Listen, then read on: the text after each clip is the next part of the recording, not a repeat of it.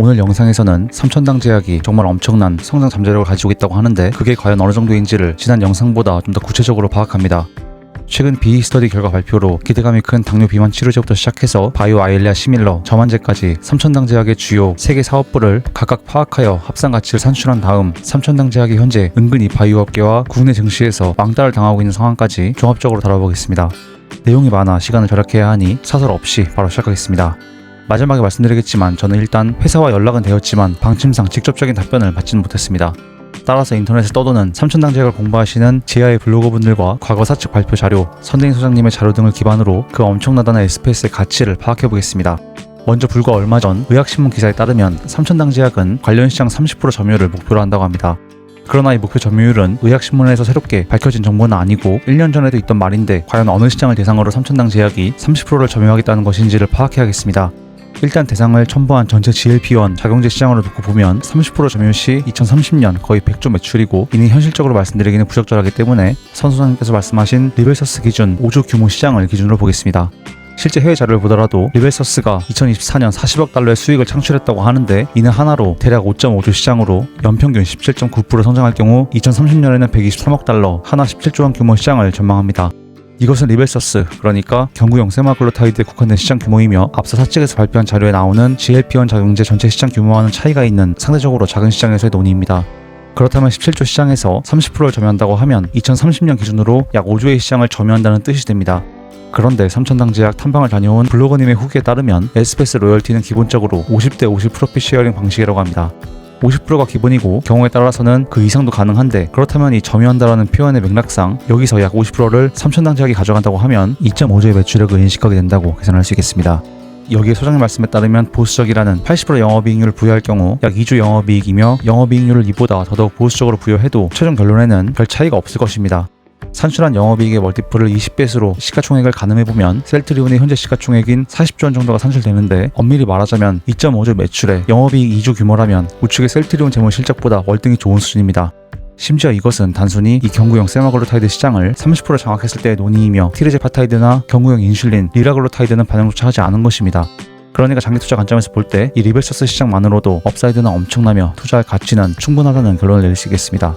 나아가 얼마 전 상한가 한 번으로 그친 BE 스터디 결과는 이렇듯 엄청난 비전이 현실화될 가능성을 가시적으로 보여준 직접적인 사례이며 대충 호재 재료 한 번으로 소멸하는 수준이라고 할 수 없습니다.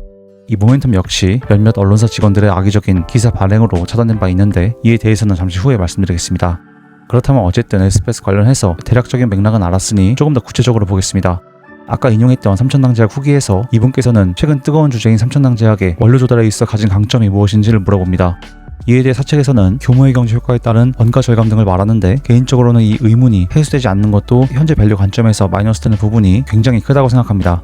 상당히 모호한 답변이라 정확한 내막은 알 수 없으나 어쨌든 이러저러한 이유로 대충 저렴한 가격에 조달할 수 있다고 이해할 수 있겠습니다. 또한 이창환 이사님께서 공유해주신 얼마 전 주주총회 내용을 보면 리벨서스의 원가는 어떤 기사에서 말한 70분의 1 수준은 아니지만 충분히 경쟁력을 가지고 있다고 합니다. 덧붙여 주총에서 또 이런 이야기가 있었다고 합니다. 경구용 리벨서스가 내년 말, 그러니까 2026년 말부터는 무료 판매가 될 수 있도록 준비 중이라고 합니다. 만약 삼천당 제약의 실적에 정말 경구용 리벨서스의 매출이 인식되기 시작한다면 이 또한 주가를 한층 끌어올리는 강한 모멘텀이 될 수도 있겠습니다. 이에 대해 조금 더 살펴보면 올해 초 사측에서 발표한 NDR 자료에 이 내용이 있습니다. 현재 세계 각국에서 세마글루타이드의 물질 특허 만료가 임박한 상황으로 계획이 현실화될 경우 SBS 기술력을 기반으로 동종 유사업체들 가운데 삼천당 제약이 가장 빠르게 치고 나갈 수 있을 것으로 기대됩니다. 일라이릴리의 티르제파타이드도 협업한다면 정말 엄청나지만 경구용 세마글루타이드만 하더라도 그 규모가 엄청나고 가시적인 실적이 발생하는 시점이 상대적으로 매우 빠르다는 점에서 주목할 필요가 있습니다. 구체적으로 당뇨에 효과가 있는 경구용 세마글루타이드 개발 일정을 보면 BE 스터디가 2분기 중으로 마무리되고 곧바로 허가 절차에 착수할 것임을 밝히고 있습니다. 따라서 이번에 사측에서 이를 재확인했다고 해석할 수 있겠습니다. 게다가 최근 7월 BE 스터디 결과가 나왔다는 점에서 어느 정도 사측의 계획대로 흘러가고 있는 것으로 보입니다. 우측 자료는 애청자님께서 세마글루타이드의 물질 특허 만료 시점을 정리해주신 표인데 삼천당 제약이 빠르게 진입할 수 있는 대표적인 시장들이 어디인지 확인할 수 있습니다. 전반적인 동향을 볼 때 아주 괜찮은 사업부를 영위하고 있으며 그 시점 또한 멀다고 보면 멀지만 이 시장의 규모를 고려한다면 2026년부터 당뇨 치료제부터 판매할 경우 투자 가치는 충분하다고 할 수 있겠습니다. 하지만 삼천당 제약의 전체 기업 가치를 구하기 위해서는 당뇨 비만 치료제뿐만 아니라 아일리아 바이오 시밀러와 저만제도 함께 파악해야 하니 이것도 체크해보겠습니다. 정확한 황반변성 치료제의 개념 설명부터 하자면 또 여기서 지루해질 수도 있고 이건 GPT에 검색하시면 금방 아실 수 있으니 이 논리는 생략하고 어쨌든 투자 관점에서 중요한 것은 숫자입니다. 따라서 일단은 시간 관계상 사측에서 발표한 실적 가이던스만을 참조하겠습니다. 사실 당뇨 비만 치료제 규모가 너무 크다 보니 아일리아 시밀러나 저만제는 삼천당 제약의 매출을 보조하는 느낌까지 들기도 합니다. 어쨌든 아일리아 바이오 시밀러 사측 가이던스를 보면 80에서 83%의 영업이익을 추정할 정도로 수익성이 좋습니다.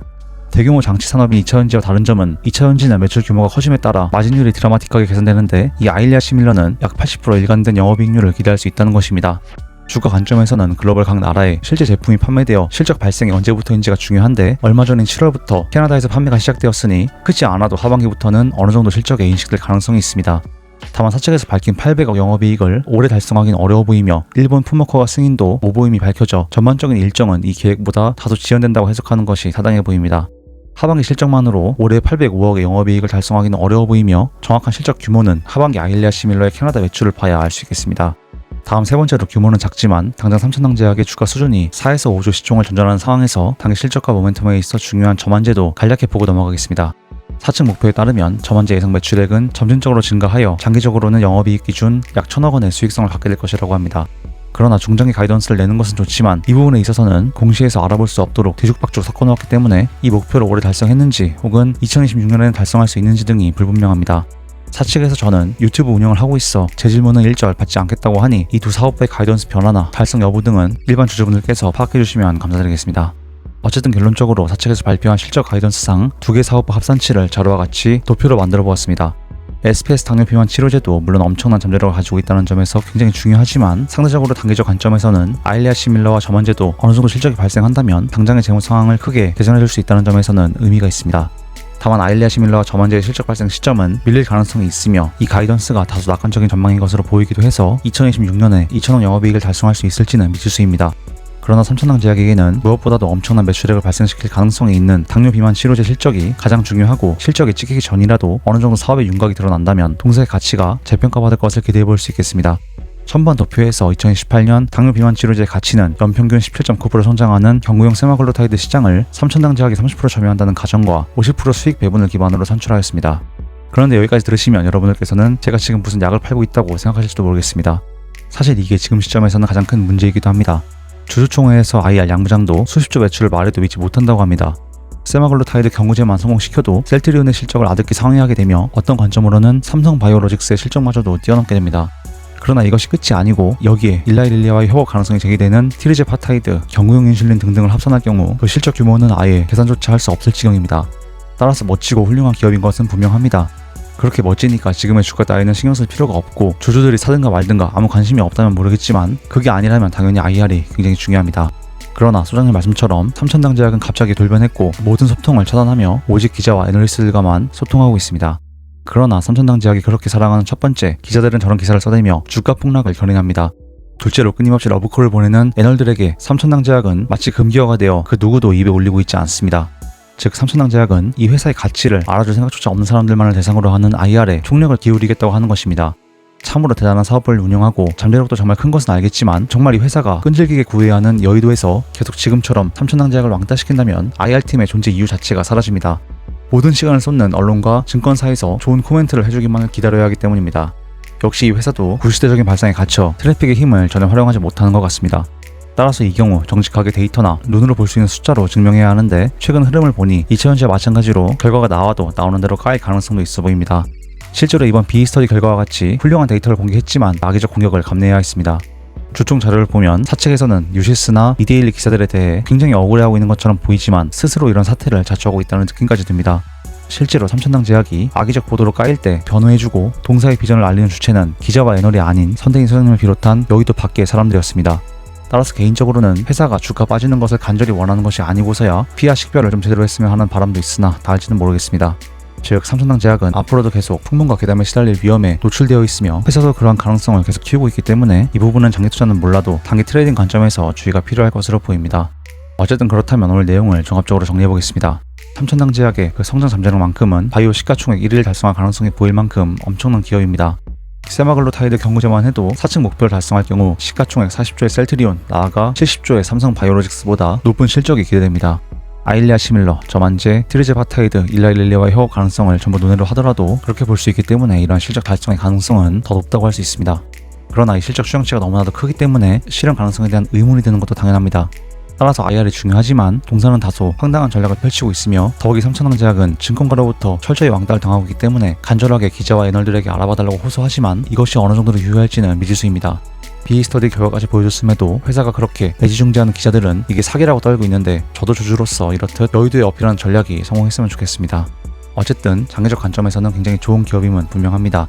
개인적으로는 2000지 내용을 다루기 바빠 계속 영상을 만들지는 못해도 끊임없이 추적하고 있습니다. 따라서 향후 자료가 나온다면 재차 다뤄보도록 하겠습니다.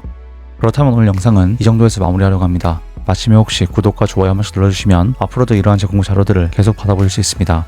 2000지와 함께 바이오 기업들도 힘이 닿는 대로 최대한 정리해서 공유하도록 하겠습니다. 여기까지 긴 영상 시청해주셔서 감사드립니다. 애청자 여러분들 항상 건강 조심하시고 오늘도 행복한 하루 보내시길 바라겠습니다. 감사합니다.